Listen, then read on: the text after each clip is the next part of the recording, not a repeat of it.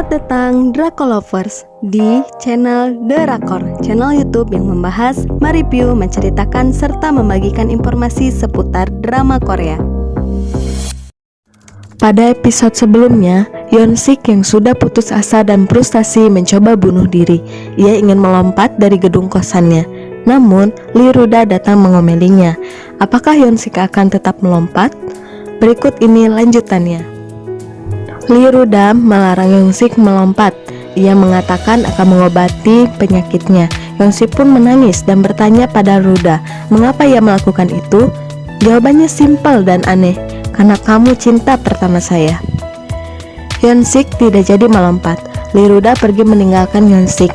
Yeon-sik pun turun dari tepi gedung dan duduk di bangku yang telah tersedia. Bayangan masa lalu ditampilkan, yaitu masa SMA di mana mereka sedang beranjak dewasa. Ruda mengajak Yeon-sik menonton film di bioskop, sebuah film untuk orang dewasa. Pada awalnya, Yeon-sik menolak, namun kemudian ia mengiyakan. Lee Ruda yang gadis SMA menunggu Yeon-sik dengan gaun indah, seperti yang mereka rencanakan mencoba penampilan dewasa.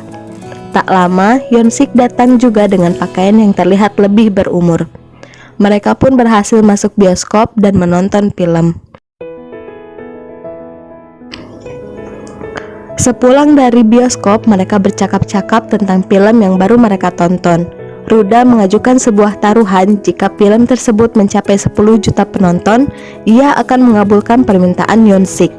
Namun, jika film tersebut tidak mencapai 10 juta penonton, Yeon-sik yang akan mengabulkan permintaan Lee Ruda. Sesaat kemudian kedua memandang ke langit dan flashback berakhir menciptakan misteri untuk kita. Apa yang ada di atas sana? Turun dari atap, Yeon-sik sudah ditunggu oleh teman peramalnya. Kedua teman makan mie dan minum alkohol bersama sambil mengobrol menutup malam yang sunyi. Di rumah, Lee Ruda juga demikian. Ia mengobrol dengan adiknya, namun tanpa alkohol. Keempat manusia itu menutup malam yang sunyi. Keesokan harinya, Yeon-sik menuju klinik urologi untuk melakukan pemeriksaan. Ia disambut Lee Ruda dengan sukacita.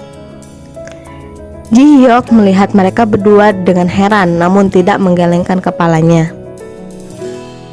Pemeriksaan pun dilakukan pada Yeon-sik dengan suatu alat yang bergetar, namun tidak ada efek yang berarti selain Yeon-sik tertawa terbahak-bahak.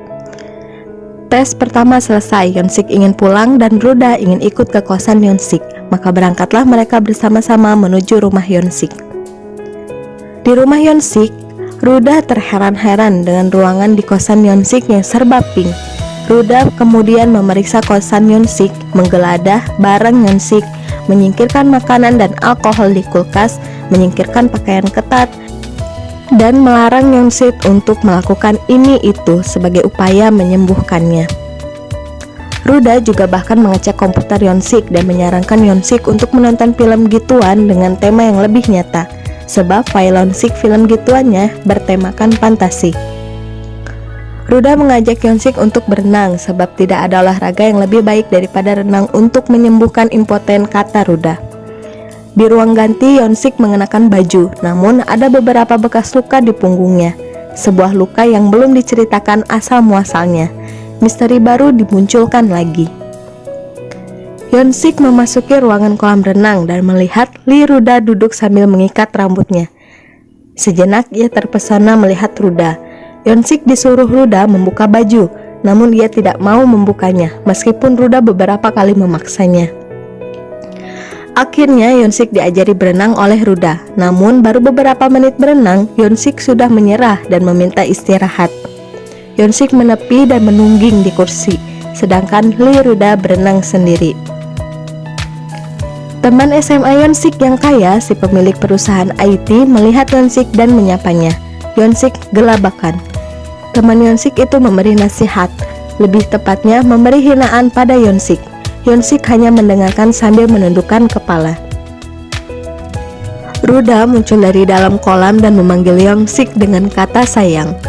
Teman Yeon-sik itu terkaget dan mencari arah suara tersebut. Ia pun juga terpesona pada Lee Ruda sampai sirup yang ada di mulutnya mengalir ke bajunya.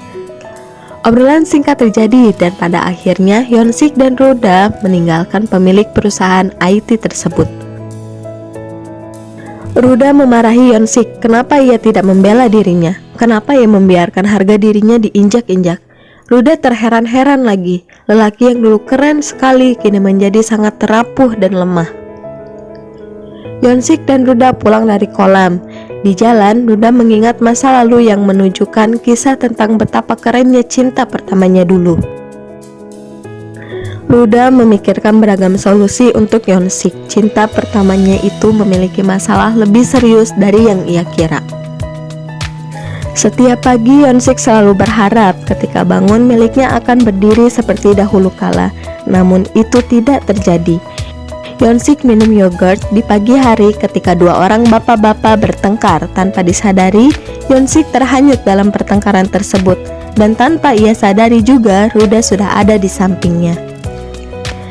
Ruda mengajaknya pergi ke suatu tempat, yaitu ke toko pakaian untuk membelikan Hyun-sik pakaian baru. Setelah itu, mereka pergi ke tempat pijat, memesan kamar untuk pijat pasangan. Hyun-sik tidak mengira bahwa di sana dia bertemu dengan mantan pacarnya yang mencapakannya dalam tanda kutip. Ruda tersenyum dengan arti rencana saya berhasil. Nantikan lanjutan updatean selanjutnya dari channel ini setiap hari. Jangan lupa subscribe ya.